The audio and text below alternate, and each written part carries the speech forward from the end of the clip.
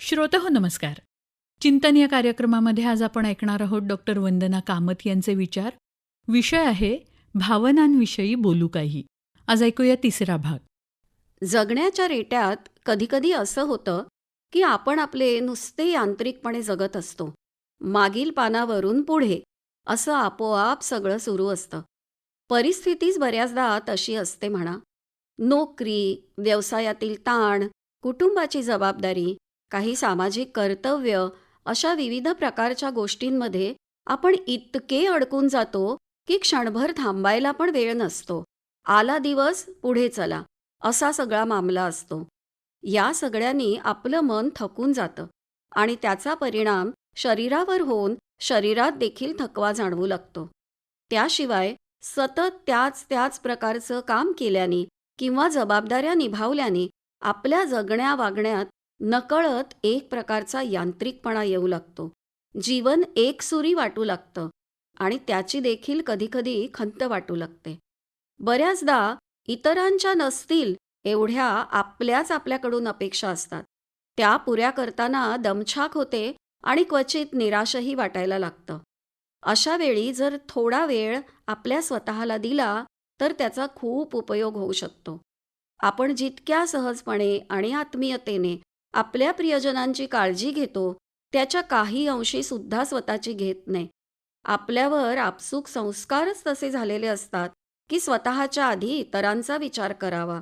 ते बरोबरच आहे, पण इतरांच्या आधी नसलं तरी निदान इतरांच्या बरोबर आपला स्वतःचाही विचार करणं गरजेचं असतं. त्यासाठी अधूनमधून आपल्या मनोवस्थेचं, विचारांचं जाणीवपूर्वक निरीक्षण करायला हवं. ज्या दिवशी शक्य असेल त्या दिवशी एक छोटासा, अगदी 5-10 मिनिटांचा सुद्धा पुरे पॉज घेऊन बघावा. त्यावेळेस फोनसकट इतर सगळी व्यवधानं बाजूला ठेवून स्वतःशी संवाद साधण्याचा प्रयत्न करावा. आपल्या स्वतःला काय वाटतंय याकडे थोडा वेळ थांबून लक्ष द्यावं. आपल्या मनात काय भावना येतायत ते ओळखण्याचा प्रयत्न करावा.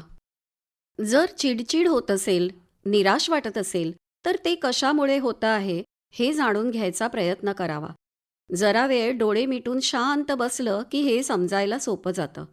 रोजच्या जगण्यात ताण येतोय असं जाणवलं की स्वतःला एक प्रश्न विचारावा. आपलं नेमकं काय चाललंय? उरीपोटी धावून आपण जे काही करतोय त्यातलं खरंच काय आवश्यक आहे याचा विचार करावा. स्वतःच्या अपेक्षा स्वतःला पूर्ण न करता आल्याने आपण सतत स्वतःला दूषणं देतोय का याचाही विचार व्हायला पाहिजे. कधीकधी कर्तव्यपूर्तीची एवढी झिंग चढलेली असते की आपण एकटेच हे सगळं करू शकतो असा आशावाद नकळत जोपासला जातो. त्यामुळे उपलब्ध असणाऱ्या किंवा होऊ शकणाऱ्या मदतीकडे सहजपणे डोळेझाक होते.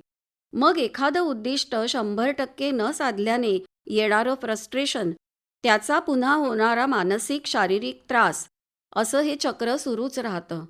क्षणभर थांबून शांतपणे परिस्थितीचा विचार केल्याने आपली स्वतःबद्दल स्वीकाराची भावना तयार व्हायला मदत होईल. मग आपल्याला नेमकं काय हवं आहे त्या गोष्टींचा प्राधान्यक्रम लावून आपल्या मर्यादा आणि बलस्थानं ओळखून त्याप्रमाणे नियोजन करत गेलं की आपण जास्त जागरूकपणे जगायला लागू असं मला वाटतं. चालून थकून गेलेल्या वाटसरूला एखाद्या डेरेदार वृक्षाची सावली आणि ओंजळभर पाणी जसा तजेला देईल तसाच हा पॉज आपल्याला देईल आणि पुन्हा एकदा नव्या जोमाने आणि डोळसपणे आपण आपलं आयुष्य भरभरून जगू. बघा प्रयत्न करून. भावनांविषयी बोलू काही. डॉक्टर वंदना कामत यांचे विचार आत्ताच आपण ऐकले चिंतन या कार्यक्रमामध्ये. या कार्यक्रमाला निर्मिती सहाय्य केलं होतं पूर्वा राणे यांनी आणि सादरकर्त्या होत्या ज्योत्स्ना केतकर. आणि याचबरोबर आजचा कार्यक्रम संपला. पुन्हा भेटूया उद्याच्या भागात. नमस्कार.